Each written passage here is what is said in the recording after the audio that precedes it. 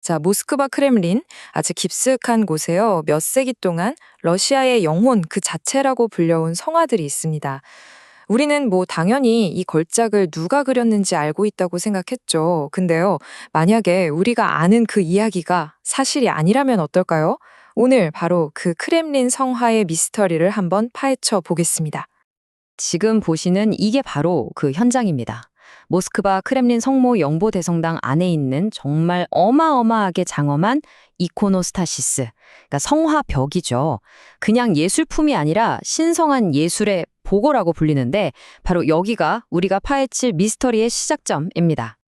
무려 600년이 넘는 시간 동안에요. 이 성화를 누가 그렸냐는 질문에 대한 답은 딱 하나였습니다. 너무나 간단하고 명확해서 의심할 여지조차 없었죠. 그런데 만약 그 모든 게 그 긴 시간 동안 믿어왔던 이야기가 그냥 하나의 큰 오해였다면요? 자, 이 미스터리를 제대로 이해하려면요, 먼저 이걸 아셔야 해요. 이 성화들은 그냥 예쁜 그림? 그런 게 아닙니다. 이건 러시아 사람들의 정신, 그리고 문화적인 정체성을 덧받치는 거의 뭐 초석 같은 존재거든요. 600년. 여러분, 이게 어느 정도의 시간이냐면요. 수많은 전쟁, 혁명, 그 모든 시대의 격변을 말없이 전부 지켜본 시간이에요. 그렇기 때문에 이토록 오랜 역사와 유산을 간직한 이 성화 뒤에 숨겨진 진짜 이야기를 밝혀내는 게 이게 정말 중요한 겁니다. 좋습니다. 이제 본격적으로 미스터리의 심장부로 들어가 보죠. 이 모든 거대한 이야기가 놀랍게도 딱 하나의 기록에서 시작되거든요. 수백 년 동안 누구도 의심하지 않았던 바로 그 결정적인 증거 말입니다. 그게 바로 1405년에 쓰인 삼위일체 연대기라는 기록이에요. 내용을 보면 이렇게 나와 있습니다. 같은 해 여름 성모영보 교회가 거장들, 그러니까 이콘 화가인 그리스인 테오파네스, 고로데치의 장로 프로호르, 그리고 안드레 루블요프에 의해 완성되었다. 와, 이름까지 정확하게 딱 박혀 있잖아요. 이보다 더 명확한 증거가 어디 있겠어요, 그쵸? 하지만 이야기가 그렇게 간단하면 미스터리가 아니겠죠. 1405년의 기록이 남겨진 후에 1547년에 엄청난 대화재가 발생해서 대성당이랑 성화들을 덮쳐버립니다. 역사가 한 겹 더 씌워진 거죠. 그리고 시간이 한참 흘러서 1918년 러시아 혁명이 끝나고 나서야 과학적인 복원 작업이 시작되는데 이때부터 복원가들이 거의 뭐 예술계의 탐정으로 변신하게 됩니다. 자, 그럼 이제 연대기에 이름이 딱 박힌 전설적인 용의자들을 한번 만나볼까요? 이 세 사람은요, 그냥 화가가 아니라 러시아 역사상 가장 위대한 성화 화가로 꼽히는 인물들입니다. 이 세 거장, 정말 스타일이 다 달랐어요. 먼저 그리스인 테오파네스는 아주 극적이고 표현력이 넘치는 비잔틴 양식의 대가였고요. 고로데치의 프로홀은 모두에게 존경받는 원로 화가였죠. 그리고 아마 이름 들어보신 분도 계실 텐데 가장 유명한 안드레이 루블요프. 이 사람은 자신만의 영적이고 조화로운 스타일로 정말 독보적인 위치에 있던 화가였습니다. 그런데 말이죠. 여기서부터 의문이 생기는 겁니다. 이렇게나 스타일이 다른 세 명의 대가가 과연 한 작품 안에서 그렇게 티 안 나게 완벽하게 조화를 이루면서 함께 작업할 수 있었을까요? 미술사학자들이 바로 이 지점에서 잠깐만, 이 이야기는 뭔가 이상한데? 하는 단서들을 찾아내기 시작한 거죠.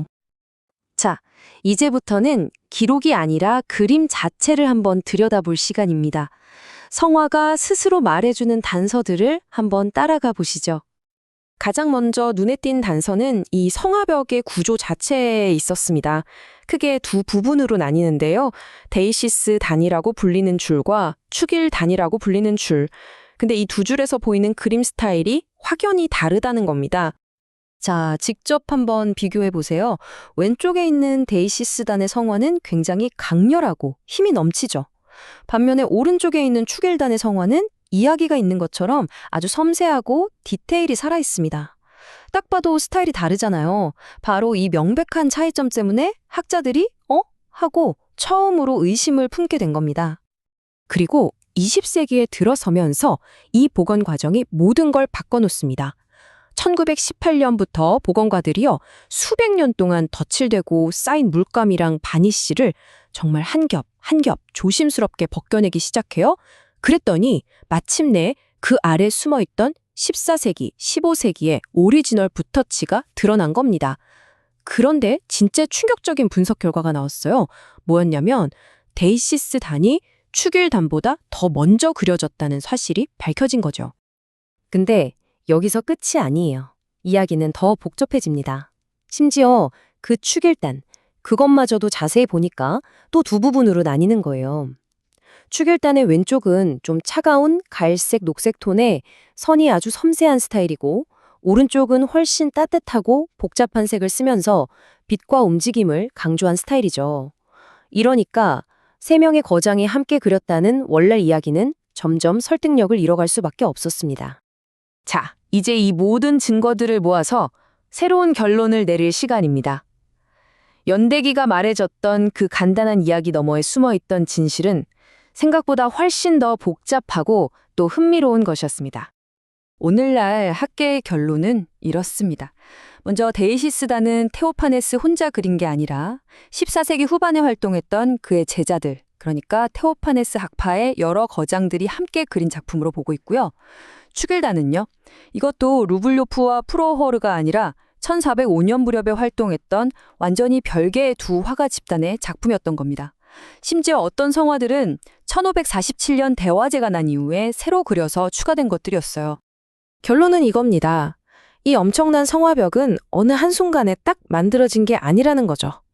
수십 년이라는 긴 세월에 걸쳐서 여러 이름 모를 천재들의 손길이 더해지고 더해져서 완성된 그야말로 숨막히게 아름다운 예술의 집합체랐던 겁니다.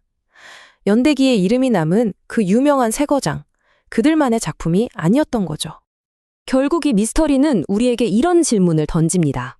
우리가 역사라고 믿는 기록은 과연 얼마나 정확할까? 그리고 지금 이 순간에도 우리가 당연하게 알고 있는 수많은 다른 걸작들 뒤에는 또 어떤 진짜 이야기들이 숨겨져 있을까요?